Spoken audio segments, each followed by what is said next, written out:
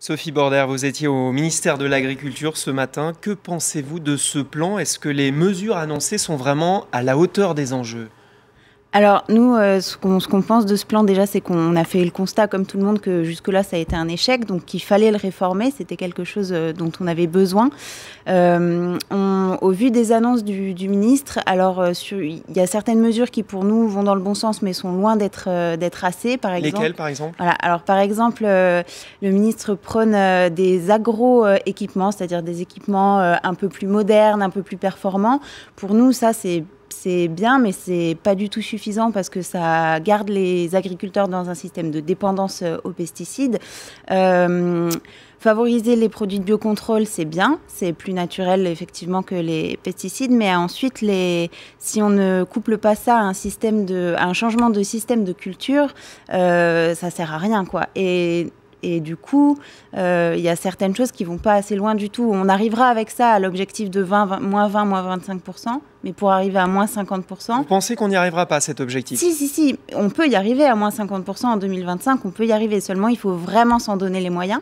Et le député Dominique Potier a rendu un rapport dans lequel il y a 68 mesures en tout. Nous, il y en a certaines qui nous semblent très intéressantes. Après, il faut vraiment les développer. C'est développer l'agriculture biologique. Forcément, c'est donner plus de moyens à des agriculteurs qui veulent se convertir au bio, qui veulent y passer. C'est qu'il y a un réel transfert de connaissances entre la recherche et le terrain, parce que si les acteurs de terrain ne prennent pas les éléments de la recherche qui ont été trouvés, ça n'ira pas, il y aura toujours des blocages. Comment est-ce que vous expliquez quand même que l'usage de pesticides n'a jamais été aussi important? La France est le 3e consommateur au monde. Parce que et le premier consommateur européen aussi. Parce que déjà, il y a un fort lobby de l'agroalimentaire et des semenciers, ça c'est sûr. Et aussi parce que le gouvernement ne s'est pas réellement donné les moyens. On ne peut pas juste dire on va diminuer les pesticides sans changer derrière le système agricole en entier et sans aller vers de l'agriculture en production intégrée ou de l'agriculture biologique. On rappelle les risques pour la santé et pour l'environnement. Alors, pollution des sols, pollution de l'eau, pollution de l'air, en termes d'environnement. C'est aussi perte de biodiversité, notamment avec les abeilles. Il y a les néonicotinoïdes qui sont un type de pesticide très nocif pour les abeilles.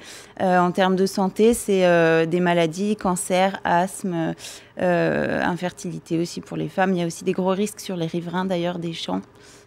Sur les femmes enceintes notamment. Et compte tenu de ces conséquences, est-ce qu'il ne faudrait pas sanctionner les agriculteurs qui utilisent trop de pesticides? Alors, est-ce que c'est totalement exclu? Il ne faut pas sanctionner uniquement les agriculteurs parce que sinon, si tout le monde leur tape dessus, c'est sûr que ça ne va pas marcher. Là, dans ce nouveau plan Écophyto, il y a une des mesures qui nous semble intéressante. C'est des certificats d'économie de pesticides qui donc permettraient de valoriser les agriculteurs qui prendraient des risques, qui seraient les plus vertueux pour passer à du bio et qui sanctionneraient en fait les distributeurs de pesticides. L'incitation plutôt que la punition. Exactement. Merci Sophie Border d'avoir été avec nous.